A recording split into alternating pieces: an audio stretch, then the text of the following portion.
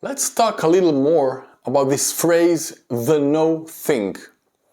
I think it can be said that Bion inaugurated a new linguistic state between thing and nothing, a certain special state between thing and nothing, between some and none.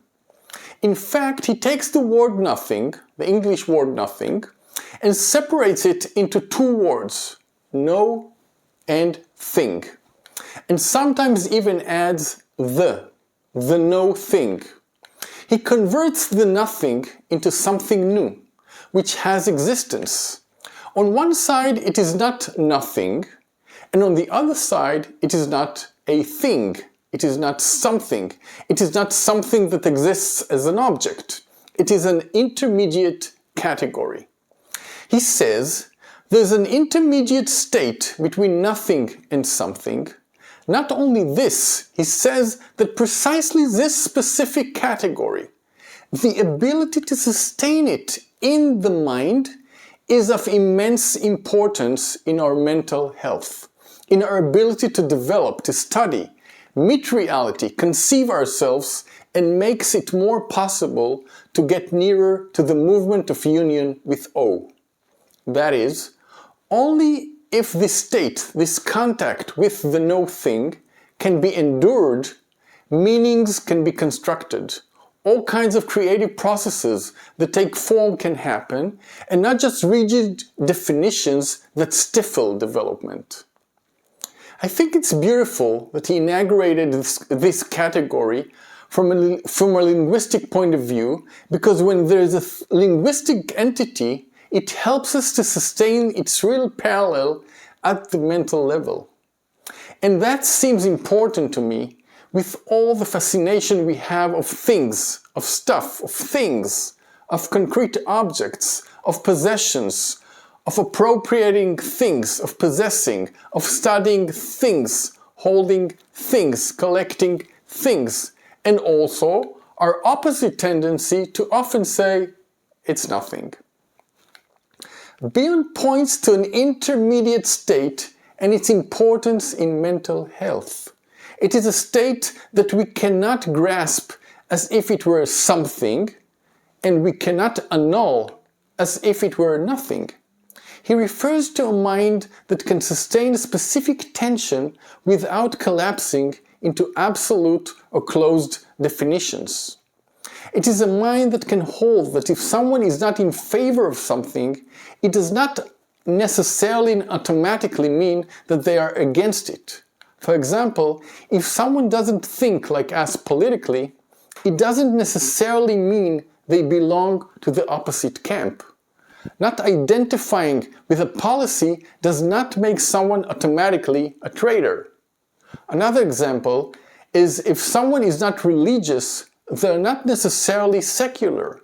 If someone is not secular, they're not necessarily religious.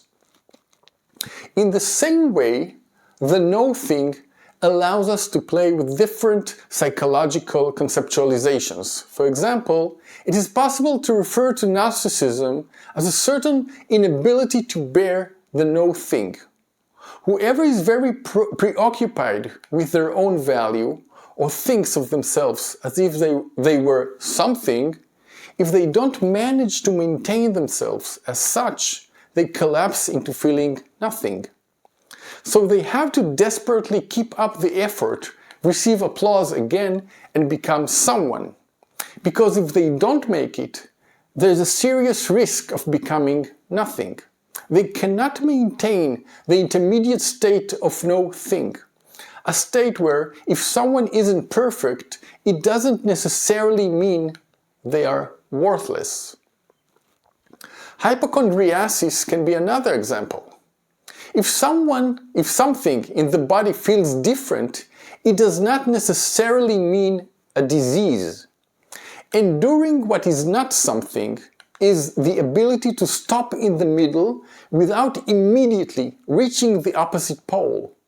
The ability to stop without constructing a certainty or a feeling of certainty. It reflects a mind that is in a constant process of becoming. When there's a difficulty in enduring the no thing, the flow of becoming, there's a tendency to exchange it for certainties. But it is a hollow certainty. It does not truly reflect reality. It represents an attempt to turn a living phenomenon into an inanimate object. It is easy to understand the no thing through the diagrams of Hegel's dialectical model.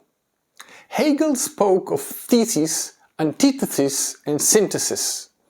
In other words, he mentioned that there's an assumption, a thesis, and there's an opposite assumption, antithesis.